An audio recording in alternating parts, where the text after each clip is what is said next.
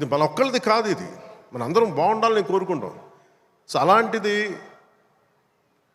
ఈ సినిమా, ఈ కలెక్షన్స్ ఇవన్నీ ఏంటంటే నాకు ఆ పిచ్చి లేదు. నాకు నా సినిమా పిచ్చి కలెక్షన్ ఏముంటుందని అన్నిటిని దానింటే సినిమా బాగుంటే ప్రేక్షకులే 10 సార్లు చూస్తారు, 100 సార్లు చూస్తారు.